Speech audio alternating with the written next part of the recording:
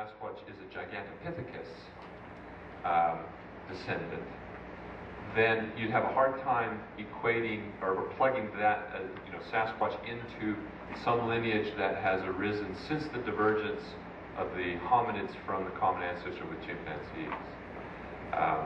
But I have no problem with a large terrestrial ape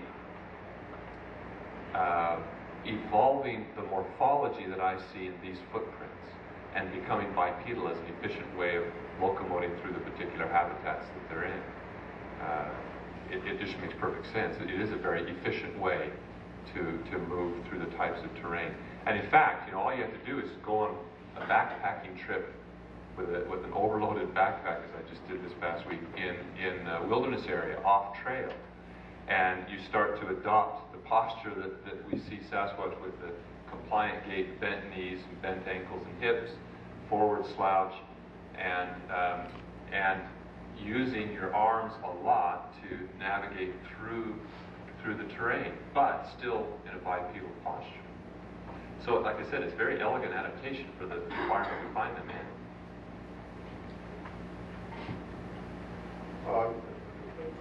I think pretty much determined through previous speakers that Sasquatch appears to be an omnivore and sometimes predator at least. Would you be willing to speculate, based on possible top running speed, strength, and body size, what size animal would be capable of predating on? Well, yeah, and emphasizing the word speculate, because, I mean, if we're talking about an adult male that is ranging from 8 to 10 feet in height and in excess of 1,000 pounds, and with the potentially the swiftness that we're talking about, I mean, if you've watched any of the films of the for example, the Gombe chimps going after colobus monkeys in the trees, I mean, I think we can transpose some of that type of behavior, although there's a cooperative behavior there, but we can transpose some of that swiftness to this ape in stalking or ambushing, calving elk or other large animals that are in a compromised situation, or just surprised or whatever. We do have some reports of them taking elephant deer, and some was in association with hunters who shot an animal only to have something step out of the bushes, tuck it under its arm, and disappear. That's just the explanation, excuse for the one that got away, or but no, I think that became very capable of dispatching those kind of animals. Yes. And Grover Krantz felt that his career had been impacted by his interests. What is your own experience in that direction? Sure, I've got some bruises and bumps to show for the path. No, it's been an interesting education on my part in human nature, and certainly the scientific community is not immune from all the foibles and prejudices that any other cross-section of humanity is. In my own department, the reaction runs the entire gambit, from enthusiastic interest and support to wish I would just drop off at the end of the earth somewhere and disappear.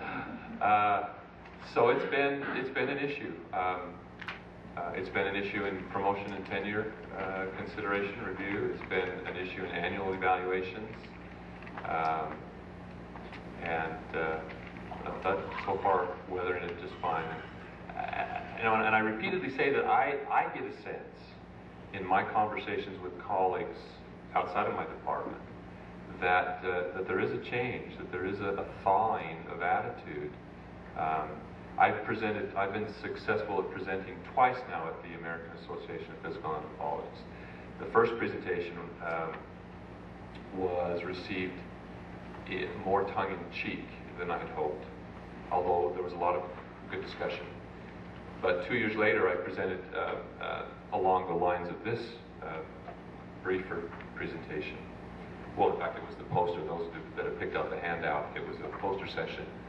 And at the same time, in addition to the cast, I had a monitor with the Patterson film running in a loop, which numerous people came up to me, but I thought I read that so-and-so confessed that they were in the suit. You know, well, you watch and you tell me what you think. So over 1,000 physical anthropologists sat and watched that over the course of that 4-hour poster session. And the response was very, very different. I mean, couched in these terms, they were walking away scratching their head thinking, because there's no getting away. I mean, anyone now that really seriously looks, despite all the National Geographic hype and so forth about the Laetoli tracks, they were not human-like. I mean, only in the most superficial of sense. And so there's been some reevaluation of the nature of bipedalism. And this is an intriguing, I mean, it's an intriguing tangent to that whole story. And so I've had a lot more interest, a lot more positive feedback. Okay, thank you.